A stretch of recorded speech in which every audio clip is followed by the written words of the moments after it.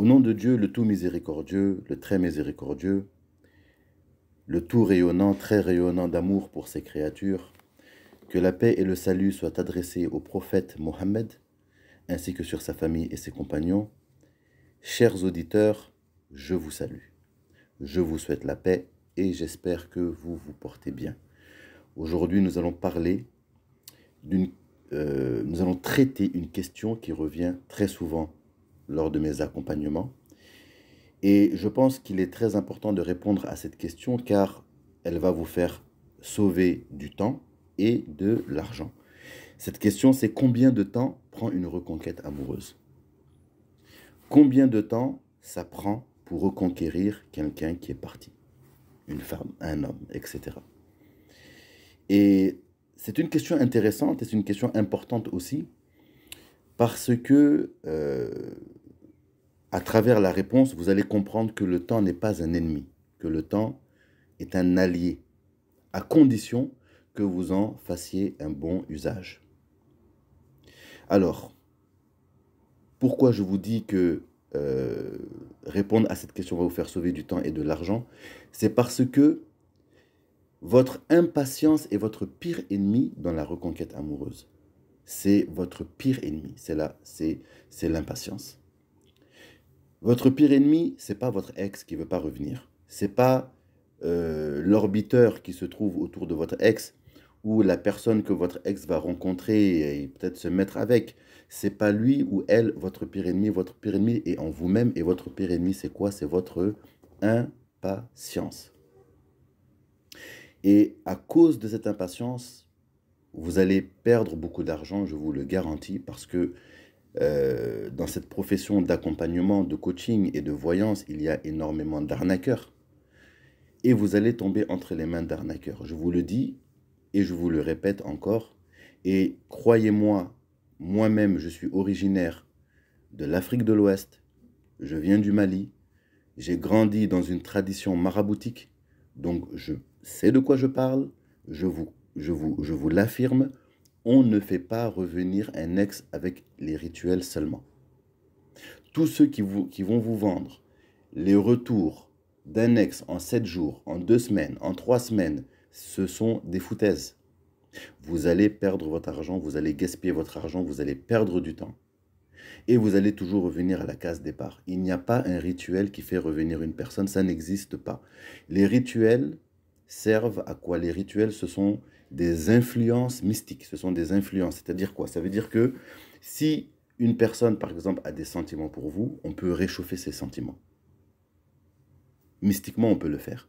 On peut refroidir, on peut ralentir, on peut accélérer, on peut provoquer certaines pensées dans l'inconscient. Mais on ne peut pas se passer de toutes les réalités psychologiques qui existent. Parce que le bon Dieu a créé le monde avec des règles. Il y a des réalités psychologiques. Il y a des réalités biologiques. Il y a des réalités que nous montre l'expérience. Il y a des réalités que nous montre le bon sens. Donc si vous ignorez toutes ces réalités et vous vous fiez seulement au rituel, vous n'allez pas avoir le résultat escompté. Pourquoi? Parce que c'est une manière de ne pas faire le travail que vous devez faire pour ramener un ex. Je pourrais, et comme beaucoup le font, vous vendre des solutions à plusieurs centaines d'euros en vous disant, oui, ça, dans une semaine, il revient. Et s'il ne revient pas, je vous dirais, oui, mais c'est de votre faute parce que vous n'avez pas fait le rituel correctement ou parce que la lune n'était pas alignée avec l'étoile de l'ours polaire, etc., etc. Donc c'est pour cela que cette audio est très importante parce qu'elle va vous protéger.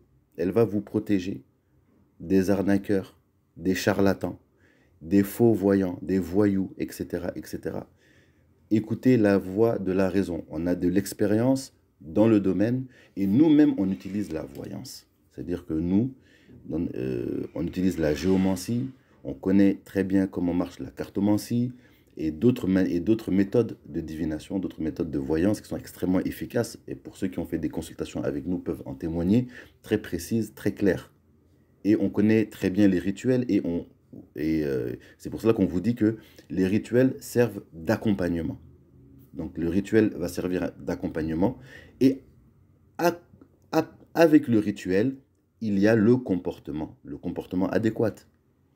Il y a aussi le bon momentum, le bon moment. Il y a des choses qui prennent naturellement du temps. On ne peut pas battre la nature. Personne ne peut contrecarrer la nature. La création a été faite d'une telle sorte qu'on ne peut pas aller contre la création. Vous comprenez? Donc ça, c'est très, très, très important. Très important. Voilà. Pour reconquérir un ex, vous allez avoir besoin de quoi? Vous allez avoir besoin de la sagesse, pour la patience. Souvent, ne pas faire de reproches, ne pas répondre, utiliser le silence, utiliser la bienveillance, utiliser les bonnes relations sociales, etc. Vous allez avoir besoin de ça. Vous allez avoir besoin de quoi encore? Vous allez avoir besoin de la psychologie. La psychologie des hommes, la psychologie interrelationnelle entre les hommes et les femmes. On a une science qui est là, qui est établie, qu'on a expérimentée, donc qui marche à tous les coups. Vous allez avoir besoin de quoi encore? De l'expérience. Avec l'expérience, les choses se répètent toujours. On voit que sur 1000 cas, les gens réagissent toujours de la même manière. Donc c'est cette expérience qu'on a et qui permet d'élaborer des stratégies efficaces. Et les rituels, à ce moment-là, eh bien, les rituels vont servir d'accompagnement. Alors maintenant, on arrive à la question que tout le monde se pose. Colis, eh bien, combien de temps ça prend pour reconquérir une ex? Eh bien, pour répondre à cette question, il y a 4 éléments à prendre en compte. Le premier élément à prendre en compte, c'est combien de temps a duré la relation. Est-ce que c'était une relation d'un soir? Si c'est une relation d'un soir, et que la personne que vous avez eue pendant une nuit est partie, il y a très peu de chances que ce soit un cas de reconquête, car vous n'avez pas créé assez de liens. Si c'est une relation de moins de 3 mois, c'est pas assez non plus. On appelle ça une relation courte. À ce moment-là, si la personne est partie, ça n'obéit pas aux mêmes règles. Ça n'obéit pas. L'expérience nous montre que ça n'obéit pas aux mêmes règles. Si c'est une relation qui a duré plus de 6 mois, dans laquelle vous avez eu le temps de dormir ensemble, de vivre l'un chez l'autre, voire même de déménager chez l'un ou chez l'autre, peut-être une relation longue avec des enfants, alors là, on est dans quelque chose qui est fort. Il y a des bases qui sont là, il y a un lien qui est déjà établi. Donc, la règle ici, c'est plus la relation est longue, plus les chances de reconquête sont grandes. D'accord? Plus la relation est longue, plus les chances de reconquête sont grandes, et plus on peut utiliser certains leviers pour rendre rapide la reconquête. Le deuxième indicateur, c'est quoi? Le deuxième indicateur, c'est la qualité de la relation. Est-ce que c'était une relation chaotique? Si c'était une relation chaotique dans laquelle il n'y a pas de compatibilité entre vous, eh bien, il y a très peu de chances qu'après une rupture, il y ait une reconquête. À un moment donné, il faut se dire la vérité. Voilà. Si la relation n'était pas bonne, il y a très peu de chances qu'il y ait une reconquête. C'est-à-dire que si la relation, si les seuls souvenirs d'une relation, c'est quoi? Ce sont des crises de jalousie, des bagarres, ça casse les verres, ça casse les assiettes, ça chasse l'un, ça chasse l'autre, ça insulte la mère, le père, etc., etc. Si la qualité de la relation n'était pas bonne, il y a très peu de chances que la reconquête fonctionne. Là, à ce moment-là, la rupture va être pas une rupture, ça sera une délivrance. Ce ne sera pas une rupture, mais une délivrance. Donc, plus la qualité de la relation est bonne, c'est-à-dire quoi? Ça veut dire que dans tous les couples, il y a des problèmes. Mais disons que la majorité du temps, c'était la paix, c'était la tranquillité, c'était des moments de bonheur échangés, de la complicité, des rires, de belles expériences. Là, on est dans une relation qui est plutôt saine, qui est plutôt normale. À ce moment-là, quand la qualité est là, quand la qualité de la relation est là, les chances de reconquête sont grandes. Voilà, là je parle des chances de reconquête. Après, vous allez voir, on va parler du temps que ça prend. Il y a aussi des relations qui n'en sont pas vraiment une.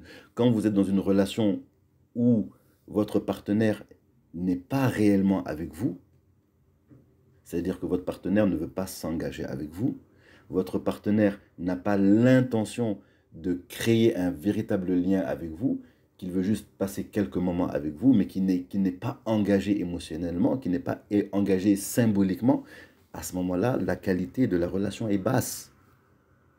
Il faut se dire la vérité en face. Il faut voir la vérité en face, chers amis, il faut voir la vérité. Quand la qualité de la relation n'est pas bonne, la relation est médiocre, la qualité est basse. Si la personne qui ne vous a jamais montré, qui ne s'est jamais engagée avec vous part, il y a peu de chances de la reconquérir. Ça, c'est le deuxième point. Donc, le premier point, on a vu quoi? C'était le temps de la relation, donc la durée de la relation. Le deuxième point, c'était la qualité de la relation. Parce que tout ça, on va prendre ça en compte après pour que je vous dise le temps que ça prend pour la reconquête. Qu'est-ce qu'on voit dans l'expérience? Qu'est-ce que l'expérience nous montre?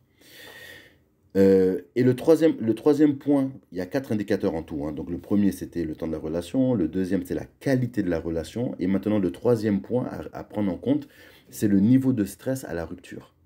Est-ce que, au moment de la rupture, le stress était à son comble? Est-ce que vous avez fait trop d'interdits? Les interdits, c'est quoi? Grosso modo, c'est des appels intempestifs, c'est du harcèlement, c'est de la supplication, c'est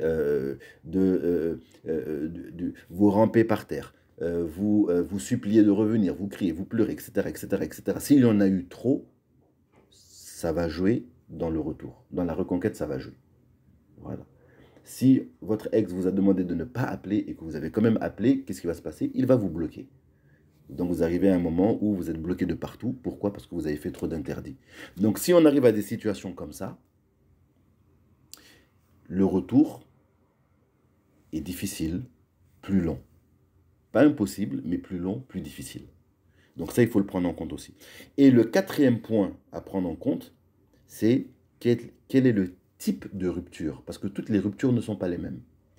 Il y a les ruptures normales, c'est-à-dire quoi? C'est-à-dire que vous avez passé du temps ensemble, 1 an, 2 ans, 3 ans, 4 ans, 5 ans, et à un moment donné, il y a eu des petites disputes, bon, ça commence à ne plus aller entre vous, et la personne qui est partie vous annonce un jour qu'elle ne veut plus être avec vous, donc ça c'est une rupture classique. Voilà, une rupture classique. Ça c'est le type de rupture traditionnelle, voilà, donc vous avez passé du temps ensemble, mais à un moment ça ne va plus, peut-être vos vies commencent à diverger, vos visions profondes pour votre avenir commencent à diverger, et à un moment donné il y a une séparation, peut-être des disputes, peut-être quelque chose d'impardonnable aussi, comme une infidélité, peut-être manque d'argent, perte de travail, l'un doit déménager, etc. Donc ça c'est les ruptures classiques.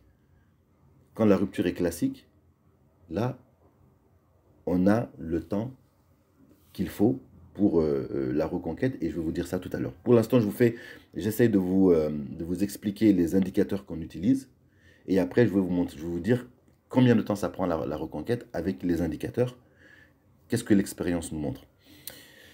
Et le deuxième type de rupture, donc là on a parlé de la rupture, donc les types de rupture, il y a la rupture classique, et maintenant il y a la rupture, de ce qu'on appelle la rupture de longue traîne. Voilà, la rupture de longue traîne, c'est une rupture, mais l'ex qui a décidé de partir continue à vous contacter. L'ex qui a décidé de partir ne veut plus revenir avec vous, mais il continue à communiquer avec vous. Peut-être même que vous allez pouvoir même peut-être avoir des rapports intimes. Mais malgré ça, elle ne veut pas revenir avec vous. Ça, c'est ce qu'on appelle une rupture de longue traîne. C'est quoi une rupture de longue traîne? C'est ça. En fait, l'ex a mal de partir, vous lui manquez, donc vous manquez à cet ex-là, mais pour adoucir la rupture, il continue à vous contacter. Donc en fait, c'est comme si vous étiez utilisé comme un pansement pour l'aider à partir. Ça, c'est ce qu'on appelle une rupture de longue traîne. Après, je pourrais faire des audios sur ça en détail parce qu'on voit beaucoup ça aussi dans nos coachings. Souvent, après une rupture, les gens s'étonnent, mais pourquoi mon ex continue à me contacter? Mon ex est venu me voir, nanani, nanana, qu'est-ce qu'il veut, tatati, tatata. Donc, si c'est dans un cas de rupture de longue traîne, il y a des choses à faire pour ne pas justement tomber dans le piège de la rupture de longue traîne, qui serait que, au final, on va aider notre ex à nous quitter.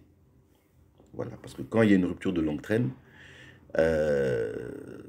après la reconquête est quasiment impossible. Voilà, quand on a aidé l'ex à partir, Souvent, l'ex, il a pris le temps pour penser ses blessures, il a pris le temps pour apprendre à ne plus vivre avec nous, et on l'a aidé avec ça en répondant toujours aux messages, en étant toujours avec lui quand il en a besoin, quand il avait besoin de nous, en étant là pour le déménagement, en étant là pour coucher avec quand l'ex se sentait trop seul, etc. Donc on a aidé l'ex à se séparer de nous. Ça, c'est une rupture de longue traîne. Dans des cas de rupture de longue traîne, la reconquête est difficile. Voilà. Alors maintenant qu'on a vu les 4 indicateurs, je vais récapituler. Il y a donc le temps de la relation, combien de temps la relation a duré. Le deuxième indicateur, c'est la qualité de la relation. Le troisième indicateur, c'est le niveau de stress à la rupture. Le quatrième indicateur, c'est le type de rupture. Est-ce que c'est une rupture classique, normale, ou alors est-ce que c'est une rupture de longue traîne? Voilà. Quand on a ces 4 indicateurs, maintenant on peut, avec l'expérience, avec les probabilités, avec les statistiques, on peut remarquer que quand la rupture est émotionnelle, c'est-à-dire que quand la rupture se fait de manière instantanée, irréfléchie, peut-être une grosse crise de jalousie, une grosse bagarre, une rupture qui est une rupture punitive, ou une rupture souvent qui est un coup de bluff. Il y a des ruptures qui sont des coups de bluff. Souvent, on veut amener un ex à réagir, donc on le quitte. Alors qu'en réalité, on ne veut pas vraiment le quitter, mais on en a marre, donc on veut marquer le coup. Ça, c'est une rupture émotionnelle. Donc, dans les ruptures émotionnelles, en prenant en compte les 4 indicateurs que j'ai donnés tantôt, on constate que la reconquête se fait en moins de 3 mois. En moins de 3 mois, la reconquête se fait. C'est-à-dire que si vous posez les bons gestes, vous évitez les interdits, avec la voyance, vous posez les bons gestes aux bons endroits, au bon moment, de la sagesse, le bon comportement, on constate que la majorité des reconquêtes se font en moins de 3 mois. Ça peut se prendre 2 semaines, ça peut prendre 1 mois, ça peut prendre 2 mois, ça peut prendre 2 mois et demi, mais on voit que l'immense majorité, c'est 3 mois, à l'intérieur de 3 mois. Ça, c'est pour les ruptures émotionnelles, les ruptures qui viennent d'un coup comme ça. Maintenant, pour les ruptures réfléchies, rationnelles, préméditées, ça c'est autre chose. Pour les ruptures réfléchies, c'est-à-dire qu'une rupture qui a lieu après que on a passé du temps dans les disputes, on a eu le temps de créer du ressentiment. Ça c'est surtout les femmes, hein, parce que souvent c'est les hommes qui sont surpris, mais souvent les femmes avant de partir, elles créent du ressentiment. C'est réfléchi, c'est prémédité. Et quand la rupture arrive à ce moment-là, si on fait les bons gestes avec la voyance, avec l'aide du bon Dieu et les outils que nous avons à notre disposition, qui sont la voyance, l'expérience, la sagesse, la psychologie, on voit que la majeure partie des reconquêtes se font dans les 6 mois. 6 mois, c'est ce que ça prend à peu près. 6 mois. Voilà. Ça, c'est dans les cas de rupture classique. Rupture classique, 6 mois environ pour la reconquête, ça c'est normal. Maintenant, il y a des anomalies où ça prend un peu moins de temps, où ça prend un peu plus de temps, mais en règle générale, ça prend 6 mois. Maintenant, quand l'ex rencontre une autre personne, quand par exemple l'ex se remet en couple, ce qu'on observe, c'est 2 choses. Soit le couple marche, donc ça veut dire que le nouveau couple donc, dépasse les 3 mois. À ce moment-là, ça peut prendre des années avant que l'ex revienne, si ça fonctionne. Si l'alchimie fonctionne entre les deux, ça peut prendre des années, ça prend à peu près 3 ans à peu près. Voilà, c'est la moyenne des relations de nos jours, c'est à peu près 3 ans. Donc après 3 ans, on a des chances de récupérer notre ex. Mais si ça ne fonctionne pas, si par exemple votre ex se met dans une nouvelle relation et que cette nouvelle relation ne prend pas, il faut compter à peu près quelques mois de plus. Voilà, juste 3-4 mois de plus à peu près. Vous voyez? Voilà, maintenant la grande erreur à faire, ça serait d'attendre une ex ou un ex qui est parti dans une rupture réfléchie, préméditée, et qui s'est remis en couple avec une personne et dans lequel ce couple fonctionne. Voilà, si vous avez un ex qui est en train de refaire sa vie, de penser ses blessures et refaire sa vie, et qu'elle se met dans une nouvelle relation et que cette relation a dépassé les 3 mois, donc c'est une relation qui est installée, qui s'installe, qui s'enracine, à ce moment-là, ça va être beaucoup plus long pour la reconquête. Parce que vous devriez attendre à ce moment-là que la seule chose que vous pourrez faire à ce moment-là, c'est vous remonter votre valeur et vivre, parce que vous n'avez qu'une seule vie. Il serait dommage à ce moment-là d'attendre une ex et de se tourner les pouces et d'attendre que l'ex finisse sa relation et vous restez seul à ce moment-là. Ça serait dommage. Ça serait dommage parce que vous n'avez qu'une seule vie. Donc dans des cas comme ça, même si vous aimez votre ex et que vous avez dans le creux de votre cœur l'envie de la reconquérir, il ne faut pas attendre. Il faut rehausser sa valeur et vivre.